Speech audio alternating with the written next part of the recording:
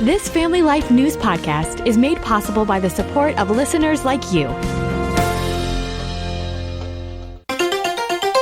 Next on the 5 o'clock report. I'm looking forward to the snow. I think Chuck Schumer, his days are over. Less than a year ago, this leader had a $10 million bounty on his head, and now he's in the Oval Office. This is a historic day for women in the United States. I go, Lord, you got to bring a vehicle up this road right now. And he goes, look up. Now, let's go to the newsroom. Good afternoon and welcome to the broadcast. I'm Family Life News anchor Sarah Harnish. There are lake effect snow warnings and winter weather advisories for 25 counties along Lakes Erie and Ontario tonight. Those alerts in place until 6 p.m. tomorrow as the first snow of the season rains down. Even for locals, it's been a bit of a temperature shock. It is difficult out there right now. It's still coming down for most of us, an inch or two through tomorrow morning and 6 or more for the snow belts. WGRZ's Patrick Hammer says we know how to drive in it. The question is, do we remember how to walk in it? Slippery driving, potentially. First flakes of the season, first icy roads of the season. So a little travel caution with the snow and ice on roads, but on walkways as well. These snow-loving Central New Yorkers say bring it on. I'm looking forward to the snow, contrary to most people. Pretty excited. I like building snowmen with my little siblings. I just like being bunkered down, honestly. I like staying inside, just bundled up. Kevin Williams breaks it all down in a few minutes. Deal pending. There's been some movement in the U.S. Senate today on the government shutdown after lawmakers advanced a deal to end it. The House is on orders to return to Washington for a vote. New York Congressman Mike Lawler says that could happen this week. Obviously, tomorrow is Veterans Day, and so I would suspect this bill is going to pass by Wednesday. That would be what I think is realistic at this moment. A signed deal imminent after 8 Democratic senators sided with Republicans Sunday night. House Speaker Mike Johnson expressed relief today in a press conference. We applaud the 7 Senate Democrats and 1 independent senator who did the right thing. They decided to put principle over their personal politics. The 8 offering an explanation for the break from their party. I understand that not all of my Democratic colleagues are satisfied with this agreement, but waiting another week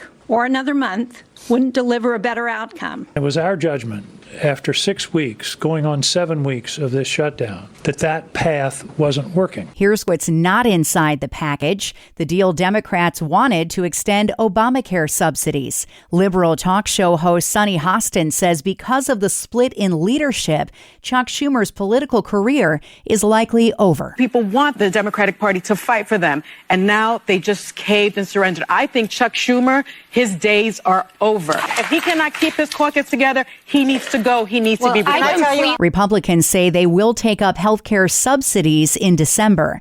Same-sex marriage will remain legal in the U.S., a decision from the U.S. Supreme Court today. CBS's Jim Krasula. The justices have rejected an appeal from Kim Davis, the former Eastern Kentucky court clerk who refused to issue marriages to same-sex couples after the 2015 Supreme Court ruling legalizing such unions. Davis has been trying to get the justices to overturn a lower court order that she pay $360,000 in damages and lawyer fees. There was an odd happening at the White House today. President Trump hosted Syria's new president, a former al-Qaeda leader. Analysts say it marks a policy shift. Less than a year ago, this leader, Ahmed al-Sharaa, had a $10 million bounty on his head by the U.S., and now he's in the Oval Office meeting with the president. Mark Geist, retired U.S. Marine and founder of the Shadow Warriors Project Foundation, tells Fox News. It's the nature of the world. I mean, leadership changes across every nation. And if we want true peace in the Middle East, we have to reach out to those that may have been enemies at one time. Geist is a former member of the Benghazi Annex security team. ISIS is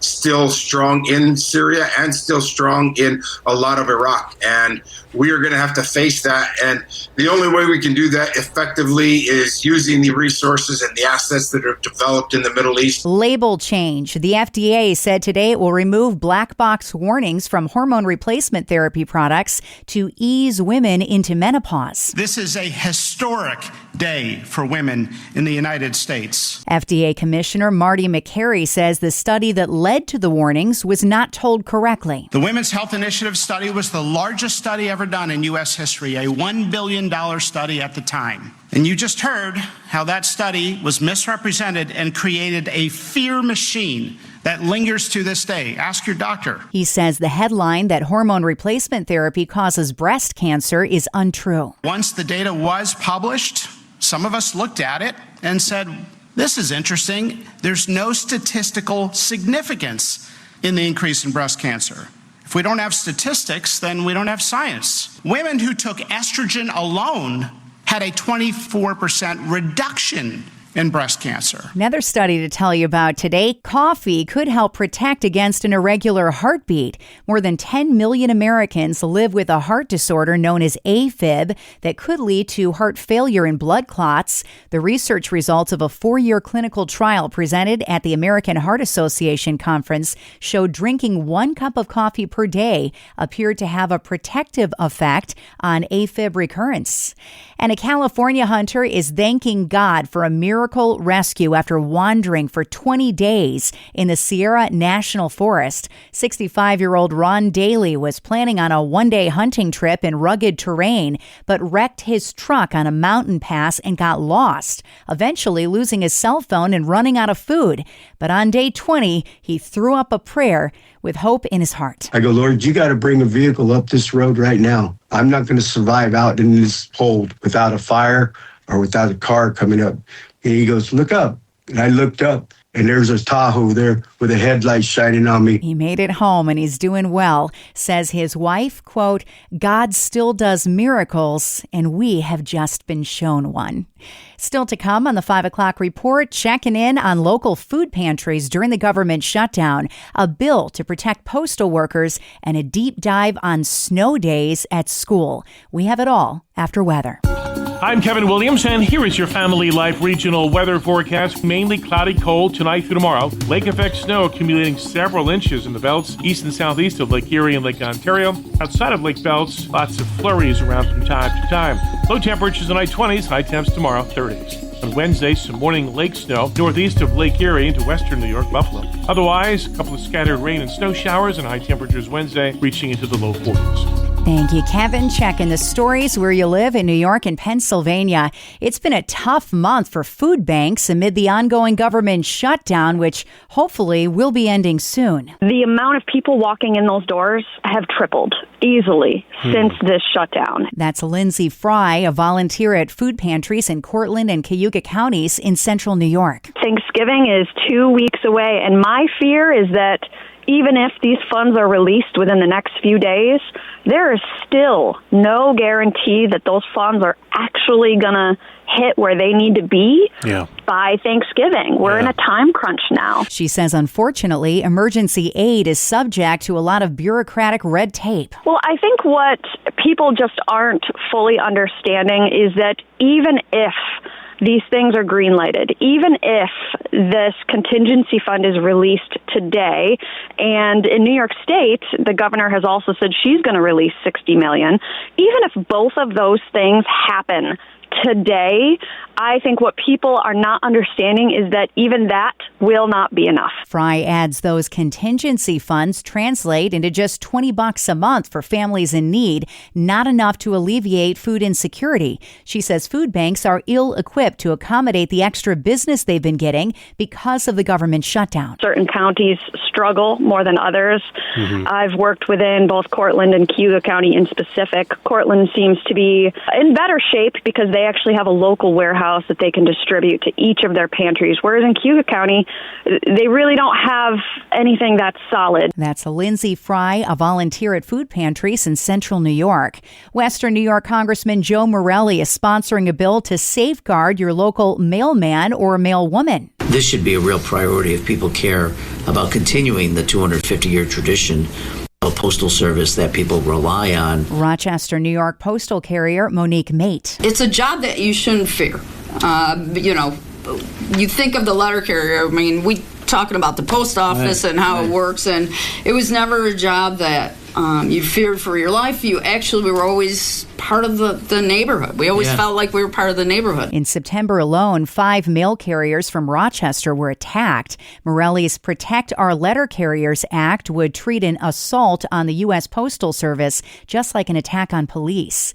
There's been an arrest in a terroristic threat made against a charity event in New York's Finger Lakes region. The update from Family Life's Mark Webster. Yeah, an Ontario County, New York man has been arrested, charged with emailing a threat of violence that forced cancellation of Canandaigua's Christkindl dinner dance over the weekend. While investigators didn't find the threat to be credible, organizers kept cautious and canceled the dinner. Police say 56-year-old Michael Kites made that threat and say he's also the subject of a warrant over a Buffalo bank robbery. This coming weekend's popular Christkindl Market is still on as scheduled. Mark Webster, Family Life News. And they're called blow molds, outdoor Christmas decorations that emerged in the 1950s and 60s, popular for their durability and eye-catching designs. In recent years, vintage blow molds have made a big comeback, with fans blowing big bucks on old-time figures such as St. Nick, snowmen, and the like. A weekend auction in Lackawanna County, Pennsylvania brought dozens of fans together. Bob Jones runs Jones Auction House and tells WNEP. They come from Canada, from Omaha, Nebraska. We have people from Florida. So we have people from all over the country. These blow mold buffs can't get enough. I've been collecting blow molds since the mid-90s. My favorite decades are like the 1960s, 1970s, because decorations were made to last. Some of the rarer ones can fetch several $1,000s. Next at 5, snow on the ground and more is coming. We're already touching the edge of winter in New York and Pennsylvania. Family Life's Bob Price sits down with Dr. Ralph Kerr of the Teaching and Learning Institute to discuss a child's favorite thing, snow days. Let's listen in. If you're looking outside right now, maybe you're seeing a little snow, first time this season. We have to have the old snow day conversation. Got to ask this because a lot of times it seems to be a very arbitrary decision. For those of us on the outside looking in, hey, I can be in a town right next to another town. They canceled school, but this district, that's still business as usual. Talk about the decision making that goes on when you have snow days, which we will have maybe a few of them over the next few months. Well, here's how the decision is made. Flip a coin. If it's heads, you give a snow day. If it's tails, how'd I know you'd say that? Yeah.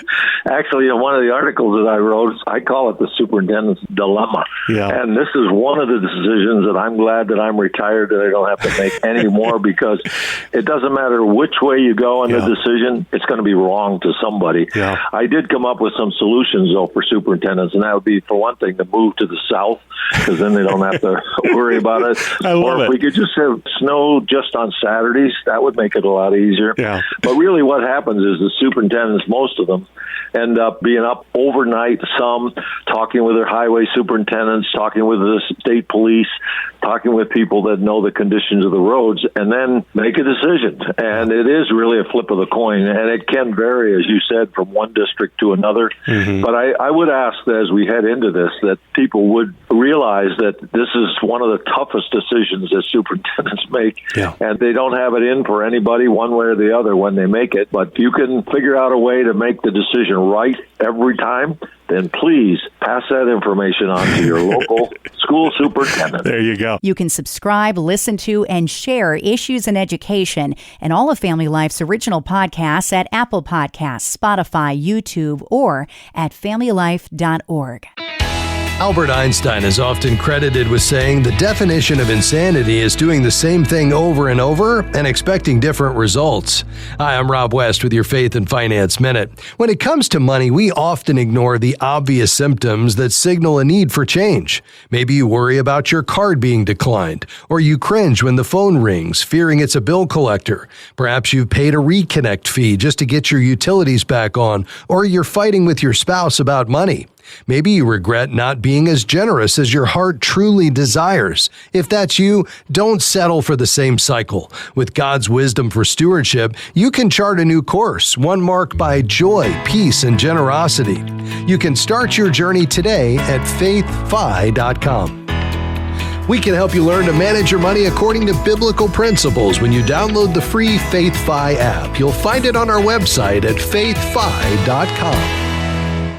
Coming up on the 5 o'clock report, a major archaeological find from the Old Testament of the Bible, possibly the biggest. We've got more after weather.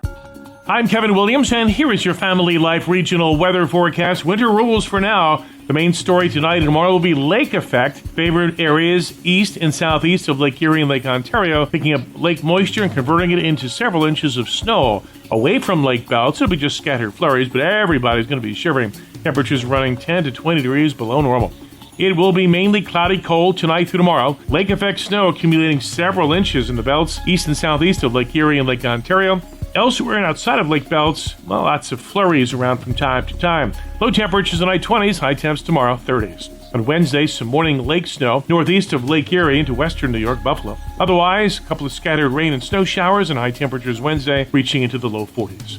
Thank you, Kevin. Finally, at 5, the search for Noah's Ark. Archaeologists have more reason to believe that a ship-shaped plateau in the shadow of Mount Ararat in northeastern Turkey is the final resting place of the biblical boat. Christian researcher Andrew Jones says the dimensions match. In chapter 6 of Genesis, it talks about a 300-cubit-long boat. And that, if you use the Egyptian cubit, is 515 feet long, or about 157 meters.